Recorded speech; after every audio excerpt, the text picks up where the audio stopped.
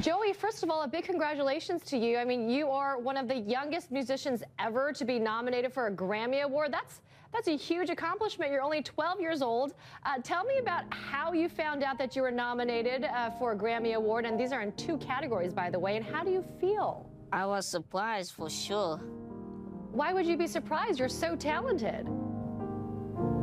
Well, it never came across to me, I would be nominated for a Grammy, and that's why I'm so grateful, and I thank the Lord, and I'm so humbled. Tell me about how you got into jazz piano. Is it true that you're all self-taught? Well, I am self-taught, but what made me got started in jazz is for my parents, of course, and especially my dad. He really loves jazz, and he always had me listen to music like Louis Armstrong, and so when I was even when I was a baby, I always listened to those music. How old were you when you started playing piano? When I was 6. Okay, only when you were 6. Yeah, that's not a big deal, right? Did you have a piano teacher? I mean, or was that something that you just kind of took up on yourself? Well, I had some piano lessons along the way, but it didn't last long. I also did jam sessions back in Indonesia. That's how I, meet these musicians back home. My pain comes from my heart, not from technique or anything. It's from the heart, and that's jazz.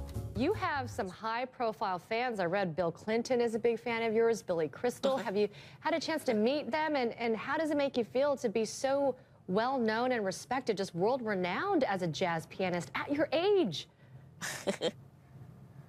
I never thought about that.